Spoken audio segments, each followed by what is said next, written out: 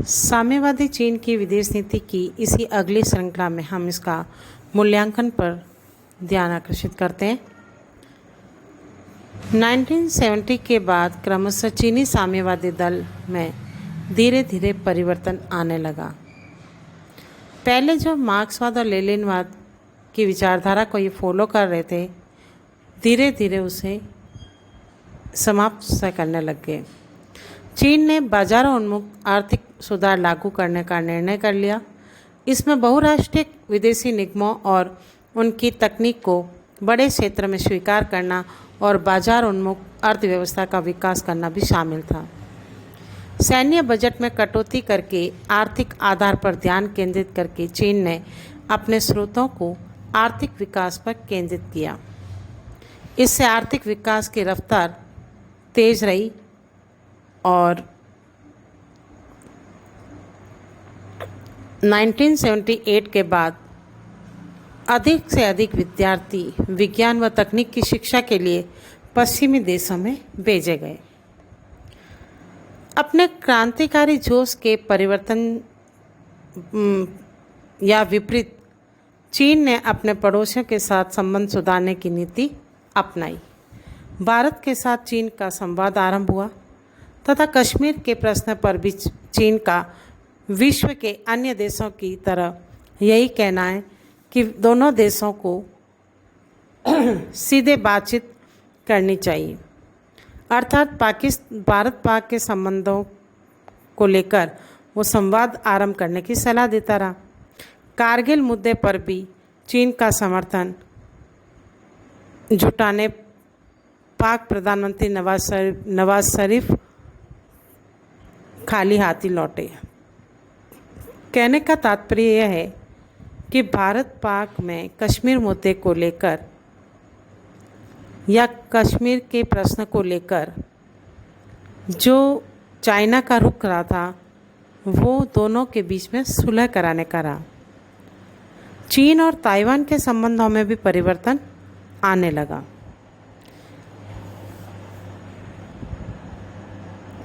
अब इधर चीन और दक्षिणी पूर्वी एशिया के साथ 5 गैर साम्यवादी देश इंडोनेशिया, मलेशिया, फिलीपींस, सिंगापुर और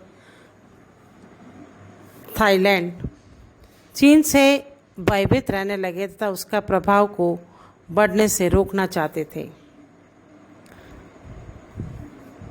और संयुक्त राज्य अमेरिका के साथ चीन का जो संबंध था वो यह था कि चीन में साम्यवादी क्रांति की सफलता अमेरिकी राजनयिक की पराजय थी।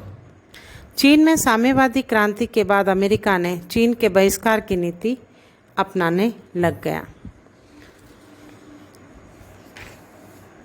अमेरिका और चीन के आपसी संबंधों में फासला निरंतर बढ़ता ही जा रहा है।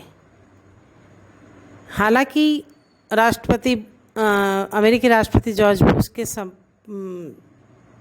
समय थोड़ा तनाव कम हुआ, लेकिन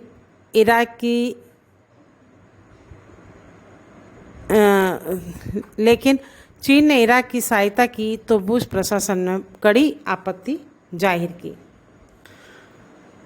और यदि हम चीन और भारत के संबंध में बात करें तो 1949 में चीन में साम्यवादी क्रांति का भारत ने स्वागत किया। भारत ने गैर साम्यवादी देशों में सबसे पहले चीन को राजनयिक मान्यता दी।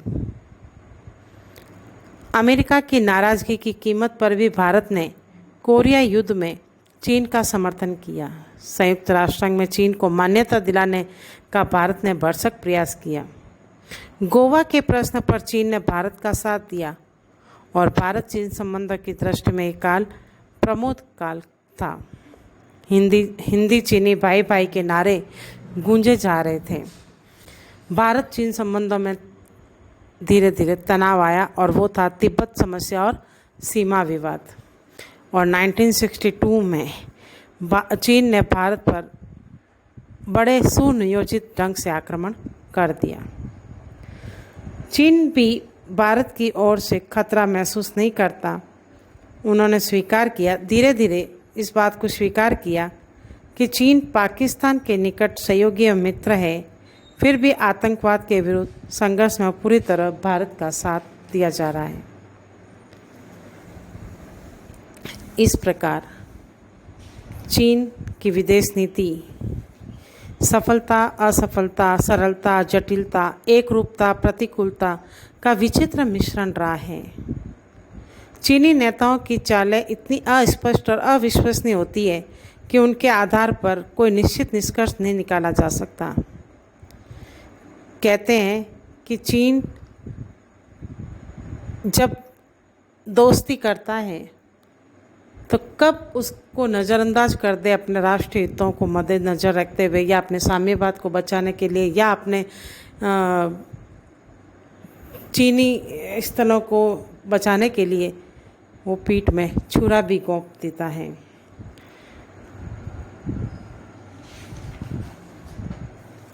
आज चीन विश्व की एक सबसे बड़ी महाशक्ति बनने का भरसक प्रयास कर रहा है। विभिन्न तरह के हमने देखे विभिन्न तरह के वायरसों के द्वारा वह समूचे विश्व को आतंकित कर रखा है। उसका यह स्वप्न पूरा होगा या नहीं, ये तो आने वाला समय ही बताएगा। लेकिन वर्तमान हालात जो हैं वो चीन के साथ में कोई भी राष्ट्र खड़ा होता हुआ नज़र नहीं आ रहा है। चीन का भारत और अमेरिका के विरुद्ध एक ऐसी अस्पष्ट चाल है, या एक ऐसी खतरनाक चाल है जो शीत युद्ध से भी भारी पड़ रही है।